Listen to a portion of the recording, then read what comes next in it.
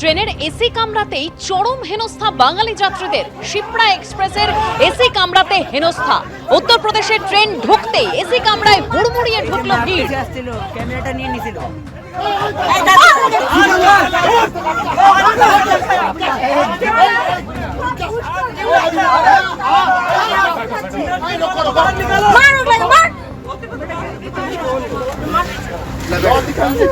लेना या तू कितने गई सब घुस के इना जा ये हट ये सब घुस कर अरे मेरे साथ है थोड़ा।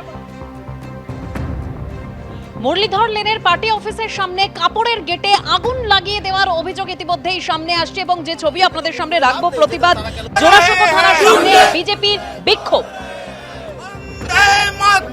বন্দে মাতরম দুষ্কৃতীদের বিরুদ্ধে বিজেপির আজ জবাব দাও। আজ এসএসসি চাকরি বাতিল মামলার শুনানি ছিল এবং শুনানির পরে রায়দান স্থগিত রয়েছে। 26,000 চাকরির ভবিষ্যৎ কি, কোন ফর্মুলায় যোগ্য অযোগ্য আলাদা করা সম্ভব, তার উত্তর আজও পাওয়া গেল না। সিবিআই কিছুই বলতে পারলো না। অন্যদিকে আন্দোলনে রয়েছেন যারা চাকরি করছেন, যারা নিজেদেরকে যোগ্য বলে দাবি করছেন, তারা কি বলছেন, দুটো দিকেই আমাদের নজর থাকবে। আজ আদালতে কি হলে আমরা কথা বলবো আমাদের প্রতিনিধি সৌভিক মজুমদারের সঙ্গে। অন্যদিকে ধর্মতলার ওয়াই চ্যানেল থেকে সরাসরি আমাদের প্রতিনিধি কৃষ্ণেন্দু অধিকারীও রয়েছে। কৃষ্ণেন্দু, তোমার কাছে আসছি। তার আগে সৌভিক, আজ আদালতে কি হলো? দেখো, এই মামলার শুরু থেকে সবার যেদিকে নজর ছিল যে যোগ্য এবং অযোগ্য এদেরকে আলাদা করা কিভাবে সম্ভব হবে বা কোন পদ্ধতিতে সম্ভব হবে।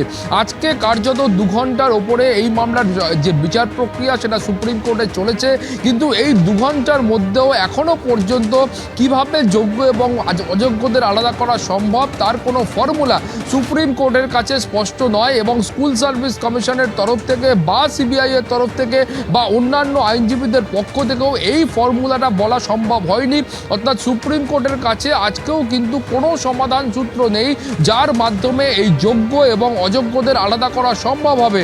শুধুমাত্র সমস্ত পক্ষের আইনজীবীরা অর্থাৎ বিতর্কিত যারা চাকরি প্রাপক সেই পক্ষের আইনজীবীরা বারবার বলার চেষ্টা করেছেন যে এই যোগ্য এবং অযোগ্যদের আলাদা করা সম্ভব, কিন্তু সম্ভব হলে সেটা কোন পদ্ধতিতে সম্ভব সেটা কিন্তু বলা কারোর পক্ষে সম্ভব হয়নি। অর্থাৎ মামলার একেবারে শুরুর দিন থেকে সুপ্রিম কোর্টের কাছে যে অবস্থায় এই মামলা ছিল, একেবারে সওয়াল জবাব বা শুনানির শেষ দিন পর্যন্ত এই মামলার অবস্থান কিন্তু সেই একই এবং প্রশ্নটা কিন্তু সেই একই জায়গায় আটকে আছে, যার উত্তর কার্যত কোনো পক্ষের কাছে নেই যে এই যোগ্য এবং অযোগ্যদের আলাদা করা কিভাবে সম্ভব হবে। এখন প্রশ্ন হলো যে স্কুল সার্ভিস কমিশনের তরফ থেকে তাদের আইনজীবীরা এটা বলবার চেষ্টা করেছিলেন যে তারা এই কলকাতা হাইকোর্টের কাছে 4টি হলফনামা দিয়েছিলেন এবং এই 4টি হলফনামার মাধ্যমে তারা কিন্তু যোগ্য এবং অযোগ্যদের আলাদা করা কিভাবে সম্ভব সেইটা তারা বলবার চেষ্টা করেছিলেন, যোগ্য থেকে অযোগ্যদের আলাদা করার তারা চেষ্টা করেছিলেন। কিন্তু প্রশ্ন হলো স্কুল সার্ভিস কমিশনের তরফ থেকে সেই যে প্রয়াস সেটা যদি সফল হতো সেক্ষেত্রে সুপ্রিম কোর্টের কাছে এই প্রশ্ন কার্যত উঠতই না যে যোগ্য এবং অযোগ্যদের আলাদা করা কিভাবে সম্ভব হবে। ফলত এখনো পর্যন্ত সুপ্রিম কোর্টের কাছে স্পষ্টত কোনো দিক নির্দেশ নেই যে এই যোগ্য এবং অযোগ্যদের আলাদা করা কিভাবে সম্ভব হবে। উপরন্তু সুপ্রিম কোর্টের তরফ থেকে আজকে যে প্রশ্ন ছোড়া হয়েছে সেই প্রশ্নটাও কিন্তু অত্যন্ত গুরুত্বপূর্ণ যে এই মামলার ক্ষেত্রে অত্যন্ত নির্ণায়ক ভূমিকা গ্রহণ করতে পারত ওএমআর শিট, কিন্তু সেই ওএমআর শিটগুলোকে নষ্ট করে দেওয়া হয়েছে। ফলে সেই আসল ওএমআর শিট কিন্তু এখন কোনো পক্ষের কাছে নেই, না সিবিআই এর কাছে আছে, না স্কুল সার্ভিস কমিশনের কাছে আছে। সিবিআই এর তরফ থেকে বলা হয়েছে তারা কিন্তু পঙ্কজ বনসলের কাছ থেকে বেশ কিছু তারা এই ওএমআর শিট এবং 3টি হার্ড ডিস্ক তারা বাজেয়াপ্ত করেছিলেন এবং সিবিআই মনে করছে সেগুলি আসল ওএমআর শিট এবং সেগুলি আসল হার্ড ডিস্ক। ফলে সেখানে কিন্তু সুপ্রিম কোর্টের মাননীয় প্রধান বিচারপতির পর্যবেক্ষণ হচ্ছে যে এই পঙ্কজ বনসলের কাছ থেকে যে ডকুমেন্ট উদ্ধার হয়েছে, যে হার্ড ডিস্ক উদ্ধার হয়েছে বা যে ওএমআর উদ্ধার হয়েছে সেগুলো কতটা আসল বা সেগুলো কতটা সঠিক সেটা নিয়েও কিন্তু সুপ্রিম কোর্ট সন্দিহান। ফলে সুপ্রিম কোর্ট বলছেন যে আসল ওএমআর শিট থাকলে সেটা কিন্তু কাজটা অর্থাৎ এই আসল এবং অর্থাৎ এই বৈধ এবং অবৈধদের আলাদা করা, যোগ্য এবং অযোগ্যদের আলাদা করা সেই কাজটা কিন্তু অনেকটা সহজ হতো। কিন্তু এখন যেহেতু কিন্তু আসল ওএমআর শিট নেই, ফলে পঙ্কজ বনসলের কাছে যে ডকুমেন্ট উদ্ধার হয়েছে তার সত্যতা নিয়ে সুপ্রিম কোর্ট কিন্তু এই মুহূর্তে সন্দিহান। ফলে যখন সিবিআই তারা যে ডকুমেন্টের ওপর আস্থা রাখছেন, যে ওএমআরের ওপর আস্থা রাখছেন, সেই ওএমআরের ওপর বা সেই ডকুমেন্টের ওপর সুপ্রিম কোর্ট যখন সন্দেহ প্রকাশ করে, তখন কিন্তু সেই মামলা বুঝতে হবে যে অত্যন্ত গুরুত্বপূর্ণ। এবং তার পাশাপাশি তোমাকে বলবো যে স্কুল সার্ভিস কমিশনের উদ্দেশ্যেও বলা হয়েছে যে স্কুল সার্ভিস কমিশন, অর্থাৎ আজকে এই শুনানি চলাকালীন সুপ্রিম কোর্টের মাননীয় প্রধান বিচারপতি তিনি বলছেন যে আসল ওএমআর শিট নেই, সেটাই হচ্ছে আসল সমস্যা। আইনজীবী বিক্রম বন্দ্যোপাধ্যায় তিনি কি বলেছেন শোনাবো।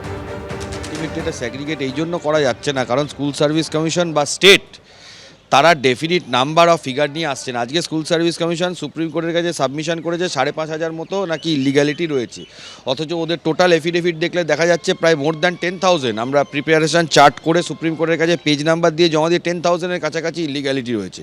তাহলে এক্স্যাক্ট ফিগার এবং এক্স্যাক্ট নাম্বার যদি স্কুল সার্ভিস কমিশনকে করতে হতো তাদের নাম বার করে এটা ওয়েবসাইট পাবলিকেশন করে দিতে পারতো। স্কুল সার্ভিস কমিশনকে কাউকে বাঁচানোর চেষ্টা করছে, এটা হলো আমাদের মূল প্রশ্ন। আমরা সুপ্রিম কোর্টের কাছে এটা জানি যদি একজনও ইলিগাল অ্যাপয়েন্টমেন্ট এই এন্টায়ার সিলেকশন প্রসেসে রয়ে যায়, সেটা যদি বার না করা যায়, তাহলে সেই ক্ষেত্রে সুপ্রিম কোর্টের প্রচুর জাজমেন্ট আছে যে এন্টায়ার প্রসেস গোস, যেটা আজকে মানিন্দর সিংয়ের তরফ থেকে সাবমিশন করে। আগের দিন আমিও কোর্টকে ঠিক এই লাইনেই বোঝানোর চেষ্টা করেছি যে স্কুল সার্ভিস কমিশন এবং স্টেটকে একদম পারফেক্ট জায়গায় আসতে হবে। এটাই আমাদের রেসপেক্টফুল সাবমিশন ছিল। সব পক্ষকে সুপ্রিম কোর্ট শুনেছেন, তারপরে আজকে হিয়ারিং কনক্লুড হয়েছে, এবারে অর্ডার রিজার্ভ।